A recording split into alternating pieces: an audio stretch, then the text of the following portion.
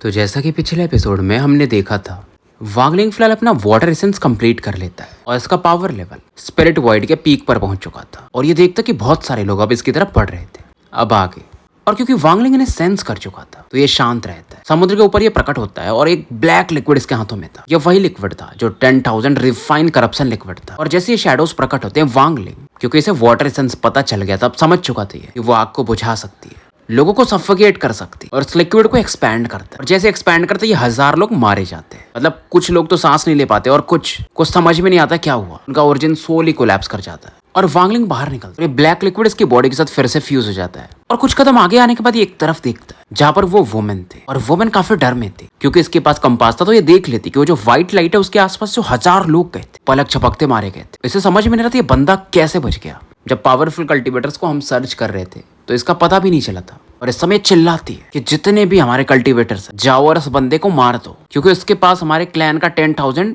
Liquid भी है। और इसके बाद सभी कल्टीवेटर्स के पास पहुंचती है कंपास के थ्रू। इसका कल्टीवेशन ठीक ठाक था, बहुत ऊपर नहीं था। वो तो कंपास जो था वो रेस्ट्रिक्शन वाला एक मेन ट्रेजर था। और इधर वांगलिंग सोचता कि यार इन लोगों ने पेल्सी को सील किया है, मतलब लोग बस एंटर कर सकते हैं, बाहर नहीं जा सकते। मतलब ये बात जो है वो सीक्रेट रखना चाहते। इधर वांगलिंग सोल आई डाओ को यूज करते, सोल में वही फिर से एक छोटा सा वांगलिंग बनता है। दोनों की नजरें मिलती है, मतलब वो बाहर आता है और ये फिर वांगलिंग के थर्ड आई को टच करता है। लेकिन जैसे ये उसे यूज कर ही रहा, फोर्स इसे रोक देता है। मतलब एक ऐसा फोर्स था जो इसके डिविनेशन को, फ्यूचर प्रेडिक्शन को रोक रहा था। और वांगलिंग अब समझ चुका था कि मैटर बड़ा है यहाँ पर। इधर वांगलिंग यहाँ से गायब होता है और जैसे गायब होते हैं यहाँ पर 1000 लोग और आते हैं। आसपास देखता ये फिर से गायब होता है। मतलब एक जगह ये देख चुका था, अच्छा ये रेस्ट्रिक्शंस है, स्पेशल बेंडिंग भी मुश्किल होगा। और वांगलिंग को मजा आता है क्योंकि रेस्ट्रिक्शंस देखेगा तो इसका रेस्ट्रिक्शन बढ़ेगा, रेस्ट्रिक्शन एसेंस। अब इधर वांगलिंग आगे बढ़ता है। इस दौरान ये अपने इथेरियल फायर को यूज करता है और लोगों को जलाने लगता है। ये निकलने के चक्कर में था तभी 3 लोगों को ये फील करता है एक डायरेक्शन में और स्माइल करता है कि अच्छा ये तीनों इधर हैं। इधर व्हाइट टाइगर खून की उल्टी कर रहा था, ब्लैक टॉर्टोइज और वर्मिलियन बर्ड को लेकर था। वो जो कल्टीवेटर कियान वो एकदम हंस रहा था, यार तुम्हारी बॉडी तो स्ट्रॉन्ग है, तुम्हें पपेट में बनाया जा सकता है और तीनों का कल्टीवेशन अच्छा है। मुझे जितना पता चला है तुम यहाँ पर कुछ एक दशकों में मूव किए हो, मतलब 20 साल 30 साल के अंदर में, तो क्यों ना तुम हमारे वूजी सेक्ट को ज्वाइन कर लो, मृत्यु से बच सकते हो। और जो दूसरा बंदा था वो भी बोलता है कि तुम तीनों का तो कोई सेक्ट वगैरह है नहीं जितना हमारा इन्वेस्टिगेशन है। और फिलहाल वो कियान जो था व्हाइट टाइगर पर फिर से अटैक करता है एक स्वॉर्ड शैडो से। लेकिन व्हाइट टाइगर अपने शैडो को यूज करके इसे हरा तो देता है, मतलब इस अटैक को न्यूट्रलाइज कर देता है, लेकिन और ज्यादा इंजर्ड हो जाता है। फाइनली बोलता है कि मैं व्हाइट टाइगर जनरल हूँ, 7 डाओ सेक्ट के जो 4 ग्रेट जनरल्स हैं उनमें से मैं ना तो अपना नाम चेंज करूंगा ना तो सेक्ट यूज चेंज करने वाला हूँ। व्हाइट टाइगर समझ चुका था अब मरना तो पक्का है, कुछ ना कुछ धमाका करके मरते। वर्मिलियन बर्ड भी समझ चुके थे और ब्लैक टॉर्टोइज भी समझ चुके थे। तो ये 7 डाओ सेक्ट का नाम लेते हैं। तो दूसरा वाला बंदा बोलता है कि हाँ मैंने शायद इसका नाम सुना था, हेवनली बुल कॉन्टिनेंट में एक सेक्ट था और उसका शायद जो लीडर था वो 7 कलर्ड सेलेस्टियल सॉवरिन करके था। कल्टीवेशन ठीक ठाक था बट वो बहुत पुरानी बात है, वो मर चुका है शायद। अब इनका नाम सुनकर जो व्हाइट टाइगर वगैरह थे वो शांत हो जाते, पर तब भी व्हाइट टाइगर फिर से बोलते हैं कि ठीक है सेक्ट मास्टर मर चुके हैं, लेकिन एक बंदा और है, अगर वो बाहर आया तो तुरंत फेमस हो जाएगा, इवन इमॉर्टल एस्ट्रल कॉन्टिनेंट पर भी। बाकी भी दोनों हाँ में सर हिलाते। अब ये सुन करके दूसरा वाला बंदा हंसता, कहीं तुम यूनियन फेंग की तो बात नहीं कर रहे जो गोई सेक्ट का है, या वो जो तुम्हारे 4 जीनियसेस कहलाते हैं ईस्टर्न कॉन्टिनेंट के, उनकी बात तो नहीं कर रहे। फनी ना। जैसे ये लोग आगे बढ़ते और तभी एक आवाज आती है कि हाँ ये फनी तो है। और ये आवाज अचानक से आती है, पूरे एरिया से मर्ज होकर आ रही थी। आसपास के समुद्र में हलचल होती है और वांगलिंग प्रकट होता है और इन दोनों जो ग्रीन डेविल कॉन्टिनेंट के कल्टीवेटर्स थे इनकी तरफ ये देखता है। अब इसे देख करके इधर अपने जो तीनों थे जनरल्स वो चौंक जाते कि वांगलिंग तुम, मतलब पहली बार ये काफी खुश होते हैं। वांगलिंग भी इशारा करता है कि हाँ, जो कल्टीवेटर कियान था उसे और गुस्सा आता है क्योंकि यार ये बंदा ये स्पिरिट वॉइड के पीक पर इतना उछल रहा है। लेकिन एक चीज से चिंतित था, वांगलिंग प्रकट कब हुआ था इसे पता नहीं चला था। मतलब ये बंदा छिपता अच्छा है, तो ये और तेजी से वांगलिंग पर चार्ज कर देता है और बोलता है क्योंकि तुम सब एक दूसरे को जानते ही हो तो मरने के बाद मिल लेना। लेकिन जो दूसरा बंदा था सफेद जेड जिसके पास था, आई गेस जाऊ नाम था इसका, ये ज्यादा चौंक जाता है और ये आगे नहीं बढ़ता, ये रुक जाता है, पीछे हटने लगता है क्योंकि ये फील करता है कि ये बंदा दिखने में तो नॉर्मल है लेकिन इसके आसपास एक ब्लडी ऑरा है। ये समझ जाता है कि इसने बहुत लोगों को मारा है और यहीं पे अभी मारा है। इसका एक सेंस था ब्लड को सेंस करने का, ऐसा ब्लड सेंस ये सेंस करता है जिससे लग रहा था इसको घुटन हो रही थी, मतलब जिसे आप देख नहीं सकते हो बट फील कर सकते हो। तो जब ये पीछे हटता है तो अपने राइट हैंड से राइट आई को बंद कर लेता है और लेफ्ट आई को खुला रखता है। इसके लेफ्ट आई की जो पुतली होती है ना, जो रोटेट करने लगती है, बहुत सारे सोल को जो कि मर चुके थे वांगलिंग के आसपास इसे दिखाई देते हैं। सभी ग्रीन डेविल कॉन्टिनेंट के कल्टीवेटर्स थे और अब तो ये और तेजी से पीछे हटता है बिना अपने साथी को बताए हुए। इधर वांगलिंग कियान को देखता है और बोलता है लगता है ये मरना चाहता है। इसके आसपास ब्लैक फॉग प्रकट होता और ये सी पपेट बाहर आ चुका था, अपने जीभ चाट रहा था क्योंकि भाई उससे तो मजा ही आ गया। ये कल्टीवेटर कियान अच्छा कल्टीवेटर था, मतलब पावरफुल था, लेकिन इसी पपेट के सामने कुछ नहीं था। और जैसे इसी पपेट प्रकट होता है, कियान की आंखें और चौधियां आ जाती है, इसके पसीने छूटने लगते, ये समझ जाता है क्योंकि ऑरा तो फील कर ही चुका था। इसे समझ में नहीं आता यार इस बंदे के पास इतना पावरफुल पपेट, ये कौन है।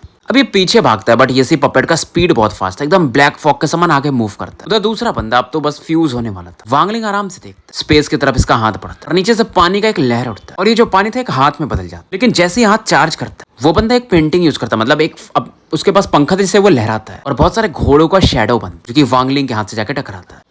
और इस मौके का फायदा उठाकर वो बंदा रेस्ट्रिक्शन के साथ मर्ज होकर निकल जाता है। अब एक दूसरे लोकेशन को दिखाया जाता है जहां पर 3 फ्लैग्स थे, क्योंकि यहाँ पर 3 सेक्ट मिलकर अटैक कर रहे थे। और ये बंदा वहीं प्रकट होता है जहां पर वो वुमेन थी जिसके पास कंपास था। प्रकट होते ही खून की उल्टी करता है, डरा हुआ था काफी ज्यादा, और ये बोलता है कि वहां पर एक्सीडेंट हो चुका है और लगभग मान के आप चलो कि ब्रदर कियान मर चुके होंगे। हेवनली बुल कॉन्टिनेंट के पास ऐसा कल्टीवेटर, उसका नाम वांगलिंग, मुझे टीचर को बताना पड़ेगा। अब ये जो लेडी थी अभी भी कंपास में वांगलिंग को देख रही थी और ये फाइनली बोलती है कि वो फॉर्मेशन के अंदर भाग नहीं सकता और मैं ये मैटर अपने सेक्ट को बता चुकी हूँ। और हमारे जो 3 एंसेस्टर उन्होंने सीनियर ब्रदर व्हाइट क्लाउड को भेजा है, उनके आने के बाद ये नहीं बच पाएगा। बाकी भी आर्मी आ रही है। सीनियर ब्रदर इस पिल सी को रिफाइन कर देंगे एक हाफ सेलेस्टियल पिल में, फिर ये बैरियर तोड़ देंगे। अब जब बंदा नाम सुनता है सीनियर ब्रदर व्हाइट क्लाउड का, तो उसके अंदर भी एक रेस्पेक्ट आता है, क्योंकि वो बंदे बहुत फेमस थे ग्रीन डेविल कॉन्टिनेंट पर। इवन पूरे ईस्टर्न कॉन्टिनेंट के आसपास थोड़ा नाम था। व्हाइट क्लाउड जो थे, जो 4 जीनियसेस की बात की जाती है ना ईस्टर्न कॉन्टिनेंट पर, ये उनमें से एक थे। इनका कोई सेक्ट नहीं था फिक्स। तीनों जो बड़े सेक्ट थे ग्रीन डेविल कॉन्टिनेंट, वो उनको मानते थे, मतलब किसी भी सेक्ट में जाकर ये स्पेल सीख सकते थे। कहा ऐसा जाता कि जो सीनियर ब्रदर व्हाइट क्लाउड वो नॉर्दर्न कॉन्टिनेंट गए थे और ग्रैंड इंपीरियन वू फेंग के सेक्ट से मिले, मतलब उनसे उन्होंने कुछ सीखा था, इसलिए उनका कल्टीवेशन बढ़ गया। तो ये जो सफेद बालों वाला बंदा था जाऊ, ये भी अब आश्वस्त हो जाता है कि अब ये वांगलिंग मारा जाएगा। और उधर दूसरी तरफ वो कियान मारा जाता है। ये सी पपेट का तो मैच था ही नहीं, बस ये सी उसके बॉडी को डिवोर करता है। ओरिजिन सोल वांगलिंग के ऑर्डर पर वांगलिंग को दे देता है। अब वांगलिंग उसकी मेमोरीज को सर्च करता है। ये सी पपेट को अभी भी लालच आ रहा था कि ये मिल जाए मुझे, बट वांगलिंग इसे घूर के देखता है कि अभी भी मेरे को इस बंदे का काम है। अब ये सी पपेट शांत हो जाता है और इधर वांगलिंग की बात इन तीनों से होती है। व्हाइट टाइगर वगैरह काफी इमोशनल थे, थोड़े से निराश भी फील करते हैं। और ब्लैक टोटो जब समझाता है ग्रीन डेविल कॉन्टिनेंट वाले बहुत तेजी से काम कर रहे हैं,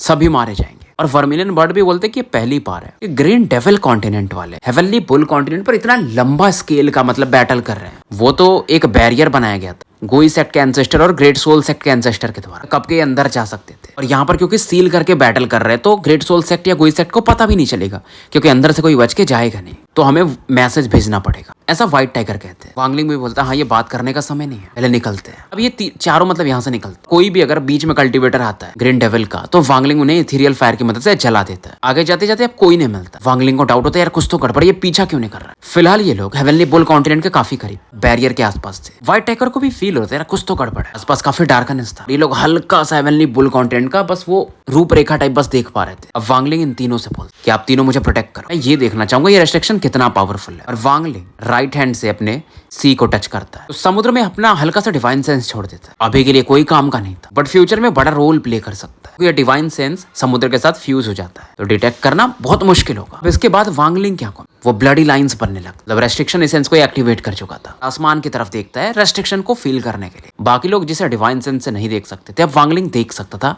रेस्ट्रिक्शन एसेंस के थ्रू, और देखता है कितने लेयर्स हैं रेस्ट्रिक्शन के। टोटल इसे 7 लेयर्स दिखाई देते हैं, फॉग के लेयर्स जो कि पिल सी को कवर करके थे। ऐसा लग रहा था कि एक बाउल है, उल्टा पलट के रख दिया गया समुद्र के ऊपर। अब बाउल का साइज आप समझ लो कितना बड़ा होगा। और 7वें लेयर के ऊपर कोई भी बाउल होता तो उसका एक बेस होता, तो पलट के रख दोगे तो उसके ऊपर का जो सेंटर पार्ट होगा वहां पर इसे कंपास जैसा कुछ दिखाई देता है। और वो इल्यूजन था, वांगलिंग ये भी समझ जाता। तो लेकिन एक सेंटर होना चाहिए वांगलिंग के हिसाब से फॉर्मेशन का, और ये कुछ सोचता है। वांगलिंग अगर चाहता है कि इसका रेस्ट्रिक्शन एसेंस का भी ट्रू बॉडी बने, तो इसे और भी बहुत सारे रेस्ट्रिक्शंस को एब्जॉर्ब करना पड़ेगा। और फिलहाल ये सोचता है ये जो रेस्ट्रिक्शन था इसने इसे कभी नहीं देखा है, अगर इसे ये एब्जॉर्ब कर ले तो इसका रेस्ट्रिक्शन एसेंस भी आगे बढ़ेगा। लेकिन फिलहाल इस चीज को ये रोकता है। राइट हैंड को ऐसा मूव कर तो बड़ी आंखें बनती है जो कि मानो डार्कनेस को भी चीरते रहती है। फिलहाल अभी रेस्ट्रिक्शन को समझने लगा था, क्योंकि इसे जल्दी से इसे तोड़ना पड़ेगा। अब समय बीत रहा था और वांगलिंग की आंखों में और ज्यादा ब्लडी लाइंस बनना शुरू होती है। इसके पीछे में 2 आंखें जो प्रकट हुई थी बड़ी बड़ी, उनका भी सेम हाल था। आधा घंटा बीत चुका था। फिलहाल व्हाइट टाइगर वगैरह वांगलिंग को ऑब्जर्व कर रहे थे और प्रोटेक्ट कर रहे थे। धीरे धीरे और आधा घंटा निकल जाता है। वांगलिंग इन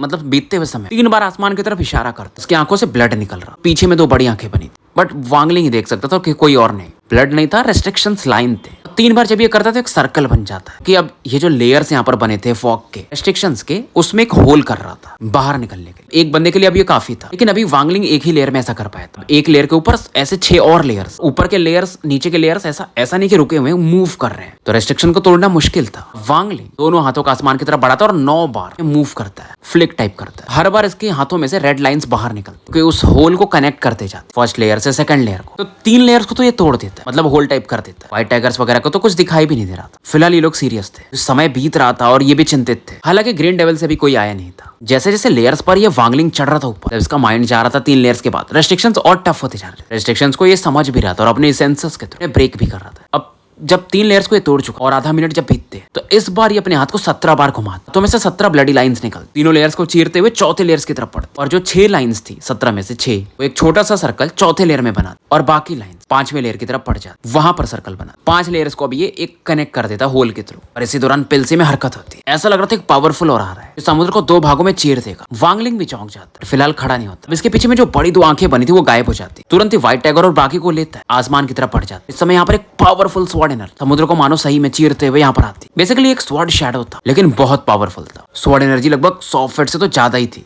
व्हाइट टाइगर, वर्मिलियन बर्ड वगैरह हैरान रह जाते और इसके ऑरा की वजह से फिर से खून की उल्टी करते। ये बोलते हैं ये तो स्वॉर्ड टाओ है, मतलब इस बंदे का विल जो है स्वॉर्ड के अंदर है, और इस स्वॉर्ड को इसने अपने बॉडी में फ्यूज कर लिया। तभी अपने को ही स्वॉर्ड समझता है। ब्लैक टॉर्टोइज काफी नॉलेजेबल थे, उन्हें समझ में आ जाती है चीजें। यार ग्रीन डेविल के पास ऐसा कल्टीवेटर है, इसे एक्सट्रीम कल्टीवेटर बोला जाता है। वांगलिंग क्योंकि पहले से इसे पता चल गया, इन सभी को लेकर मूव कर जाता है। उस फर्स्ट लेयर ऑफ फॉग के होल की तरफ पड़ता है, ऐसे करके 5वें तक पहुंच जाता है। उधर जो स्वॉर्ड शैडो था अब इनका पीछा करता, एक लेयर्स को काटते हुए ये भी चौथे लेयर में एंटर कर। एक बार स्वॉर्ड स्ट्राइक और ये रेस्ट्रिक्शंस कोलैप्स कर रहे थे। वांगलिंग समझ रहा था स्वॉर्ड कितना पावरफुल है। 5वां भी जो फॉग का लेयर स्वॉर्ड की वजह से ट्रेम्बल करने लगता। इतना तो समझ जाता है वांगलिंग ये बंदा बहुत फेमस होगा ग्रीन डेविल कॉन्टिनेंट पर। उधर बाकी भी तीनों शॉक थे। वांगलिंग 6वें लेयर की तरफ पड़ता, इसके आंखों में अभी भी ब्लडी लाइंस था। यहाँ पर रेस्ट्रिक्शन थोड़ा और ज्यादा टफ था और फोर्सफुली इन्हें ब्रेक करके 6वें लेयर में एंटर करता। तभी आवाज आती कि मेरे जैसा हम्बल व्हाइट क्लाउड बहुत दूर से आया है। फेलो डाविस्ट इतने जल्दी में क्यों भाग रहे हो? अभी जो स्वॉर्ड शैडो था एक इंसान में बदल जाता। 4 लेयर्स को तो तोड़ चुका और ये कल्टीवेटर एक यंग मैन की तरह था, जिसने ब्लू कलर के कपड़े पहने, दिखने में सुंदर था, बहुत कोल्ड नेचर का था। उसके हाथों में एक 7 फीट का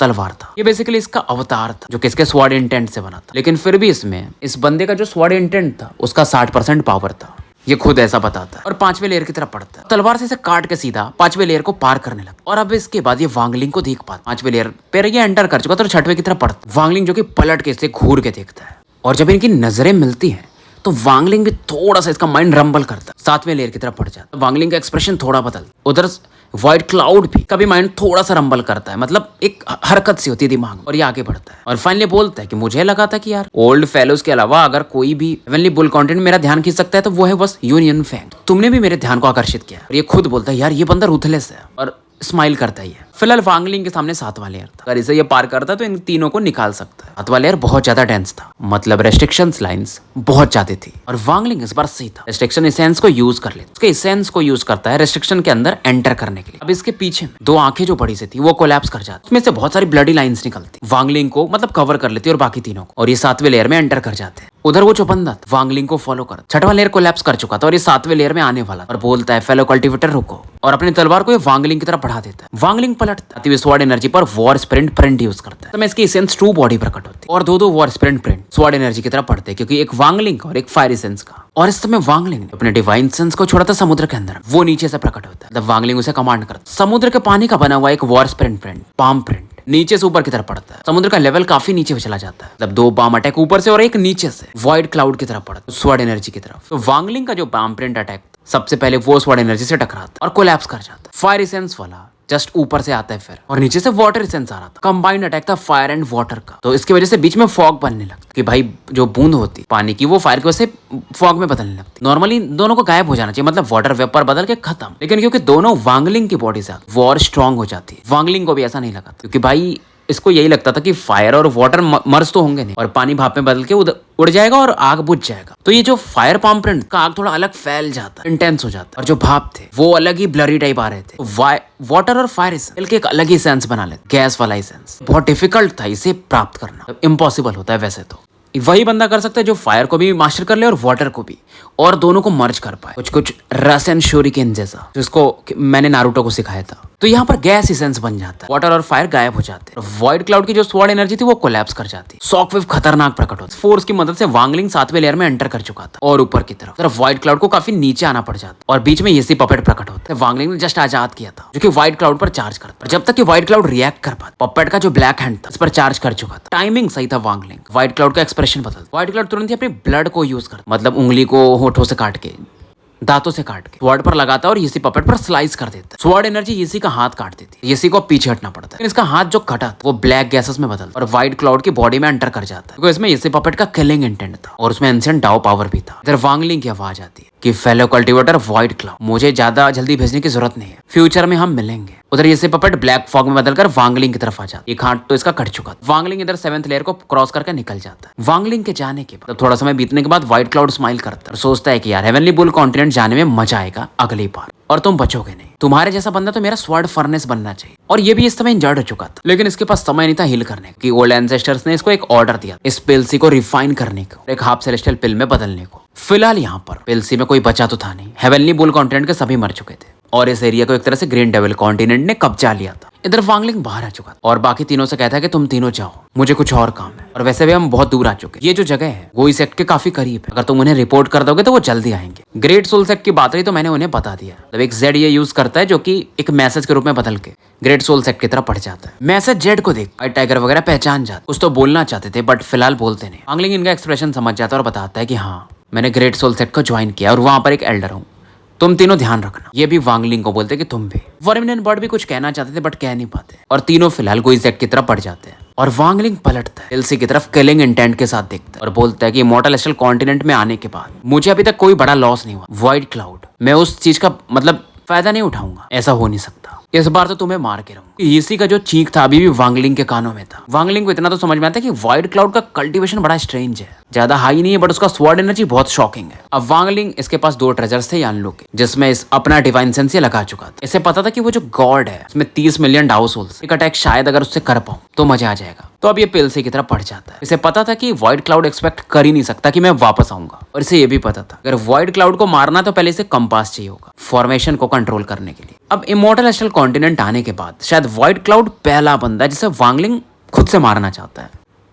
तो वांगलिंग पिलसी के ऊपर फिर से प्रकट होता है और इस समय इसके ऊपर में वो रेस्ट्रिक्शन था नीचे में, और वांगलिंग स्पेशल वेंडिंग यूज करता और उस तरफ प्रकट होता है जो ग्रीन डेविल कॉन्टिनेंट का साइड वाला एरिया था, जहाँ पर ग्रीन डेविल के कल्टीवेटर्स बहुत सारे थे। इसमें ज्यादातर 2nd स्टेप पर थे और कुछ एक 3rd स्टेप कल्टीवेटर थे, मानो किसी चीज को ये गार्ड कर रहे थे। पहले वांगलिंग तेजी से मूव करता, लेकिन जब आगे बढ़ता तो इसे कुछ आर्क एंड वॉइड कल्टीवेटर्स भी फील होते हैं, तो स्पीड थोड़ा कम कर लेता है। उसके बाद रेस्ट्रिक्शन के अंदर जाने लगता है। जब अंदर जाता है तो रेस्ट्रिक्शन इसेंसेस का एक्टिवेटेड था और 7वें लेयर में जब ये एंटर कर 6वें लेयर में फिर नहीं जाता, ऊपर ही चल रहा था। जो रेस्ट्रिक्शन का सेंटर था वहां पहुंचता है और इस समय इसके ऊपर में बहुत सारे कल्टीवेटर्स थे जो कि रेस्ट्रिक्शन के बाहर थे और ऑब्जर्व कर रहे थे। कुछ तो 10,000 तो होंगे। वांगलिंग समझ चुका था हेवनली बुल कॉन्टिनेंट में घुसना चाहते हैं और ये सोचता है यार कि मतलब वॉर हर जगह चलता है, कहीं भी चले जाओ, मतलब पावरफुल लोग वीक को सप्रेस करेंगे। अब जब ये आगे बढ़ता है तो एक ट्रेजर से ये पावर फील करता है, फ्लक्चुएशन की तरफ देखता है बट उसके आसपास में से 4 आर्केन वॉइड कल्टीवेटर्स दिखाई देते हैं जो कि घेर के थे और बीच में एक बड़ा सा ड्रम था। ड्रम के आसपास बहुत सारे सोल्स थे,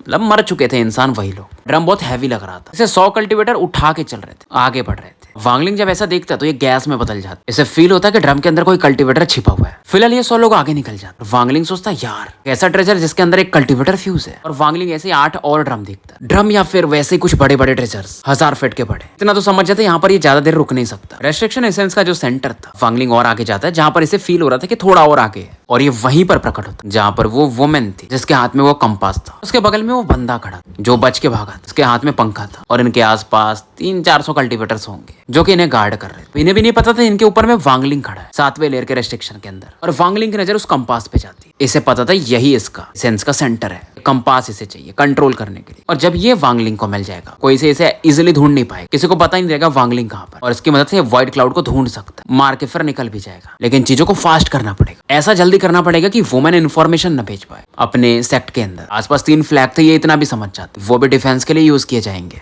अब ये लेडी जिसके हाथ में ये कंपास, वो बोलती यार इस हिसाब से तो अब कोई बाहरी कल्टीवेटर नहीं होना चाहिए, लेकिन अभी भी इसमें रिपल्स दिखाई दे रहे हैं, और ऐसा तभी होता है जब कोई ना कोई हो।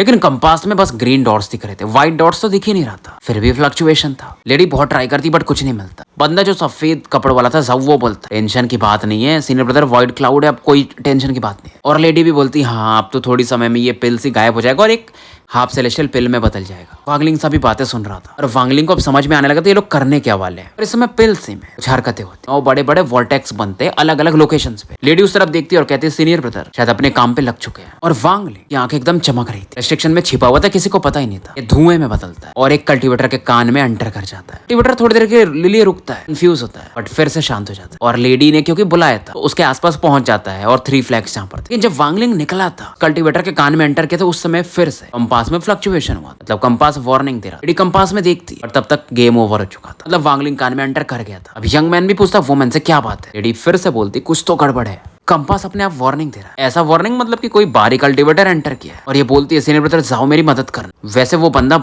छिपने में बहुत अच्छा है, मुझे कंपास को रिवर्स करना पड़ेगा देखने के लिए कि क्या हुआ था। अब जो यंग मैन लेडी को बैक से सपोर्ट करता है और लेडी की आंखों में स्ट्रेंज लाइट चमकती, कंपास में देखती जो कि मैथमेटिक्स के टीचर ने बताया होगा। थोड़ा सा पास में जाके देख सकते। अब लेडी का ध्यान नहीं था, कुछ कल्टीवेटर्स वापस आ रहे थे और उनमें से एक कल्टीवेटर ऐसा था जो कि इसको किलिंग इंटेंट के साथ देख रहा था। स्टोरी यहीं समाप्त करते हैं और मिलते हैं फिर कल एक नए वीडियो के साथ।